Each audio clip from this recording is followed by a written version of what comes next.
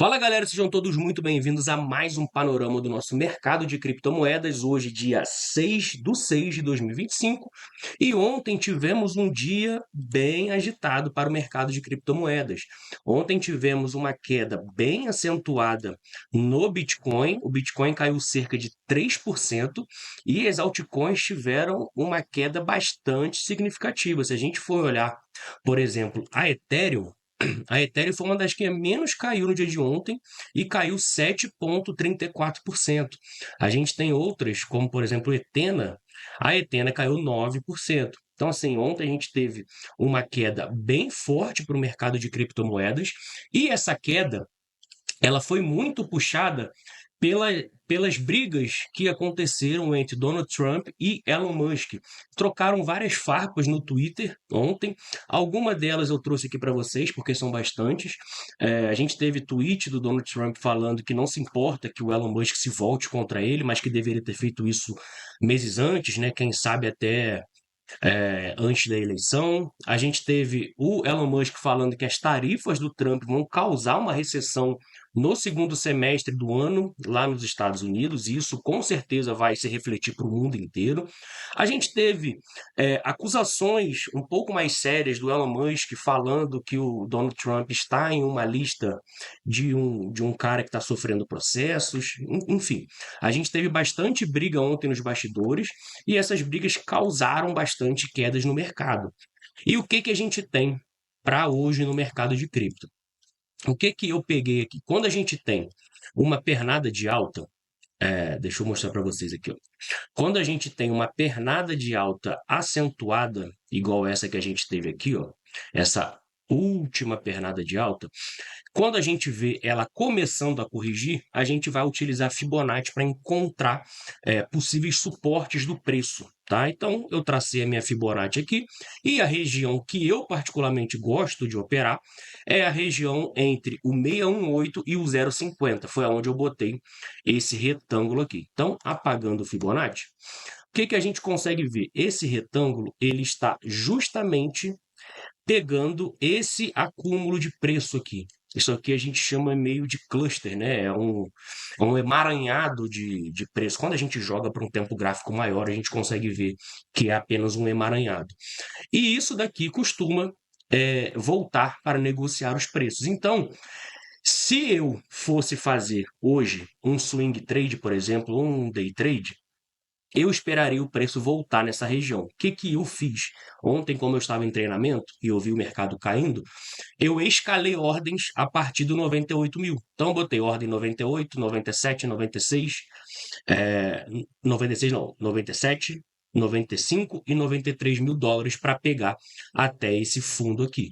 E eu botei alavancado em 3 vezes, porque aí eu não vou correr risco de ser liquidado tão fácil. Mas vamos ver como que o mercado vai reagir hoje, o que vai sair de notícias hoje, se a gente vai ter mais picuinha ao longo do dia, que isso pode movimentar o mercado. Lembrando que hoje é sexta-feira, hoje a gente tem um relatório do payroll para sair, e isso também pode movimentar o mercado.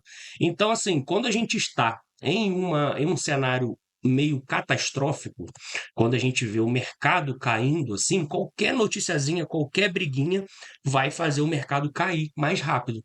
Então, assim, a gente precisa estancar isso, e aí sim a gente vai ver, pô, o relatório payroll saiu bom, a gente, pô, sinalização de corte de juros, e aí a gente vai ver o mercado subindo de novo.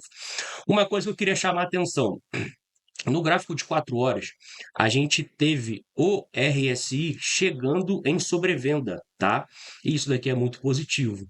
Eu aproveitei ontem e comprei um pouco no mercado spot, tá? Comprei um pouco aqui, foi na região dos 101, cento e pouco, 101, 125, se eu não me engano, e hoje já está em 103,834.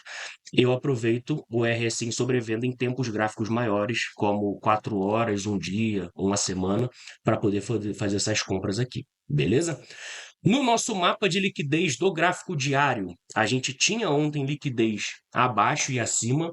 A nossa liquidez estava na região dos 103 mil dólares, até sinalizei isso lá no Instagram. Por sinal, se você não me segue no Instagram, tem aqui na descrição desse vídeo.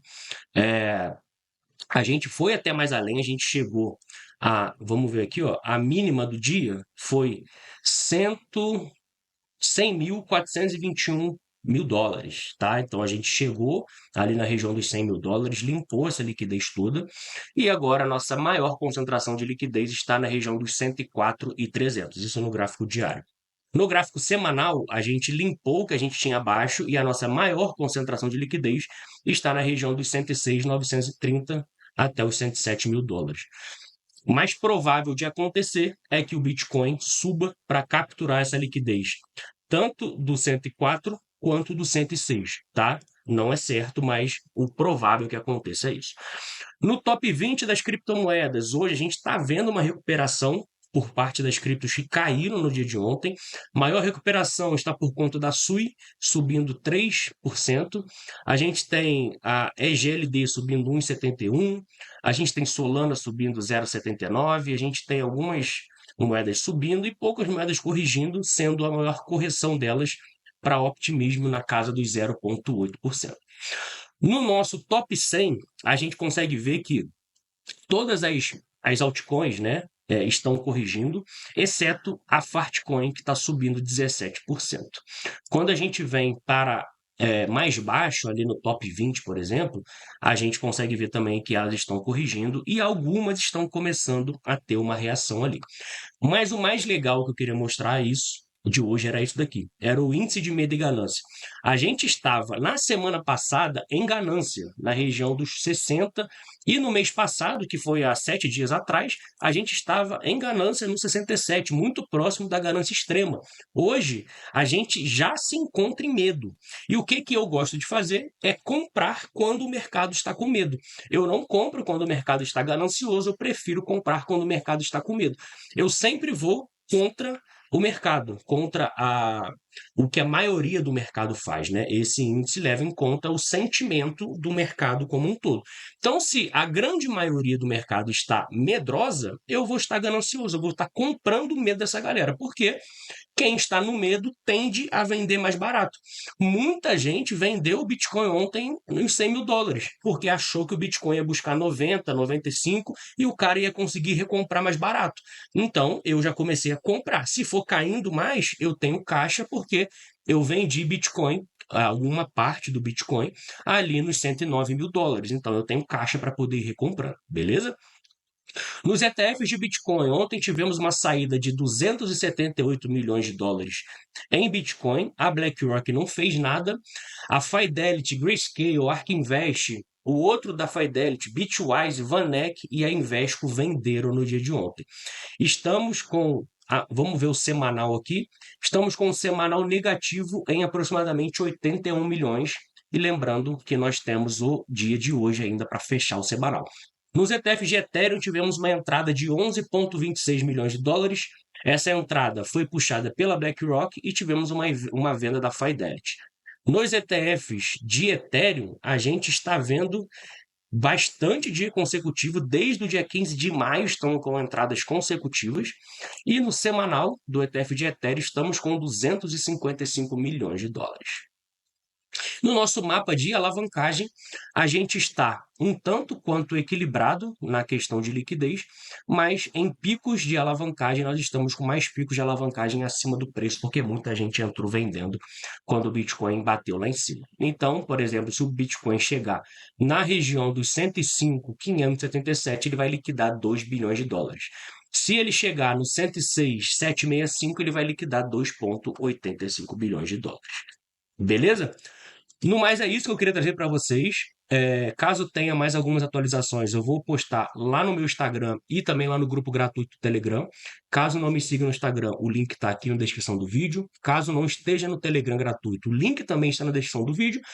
E caso não tenha conta lá na BingX, é só clicar no link que está aqui embaixo e você vai conseguir ter desconto em taxas com um cashback de 30%. Beleza? No mais é isso, fiquem com Deus, um ótimo dia.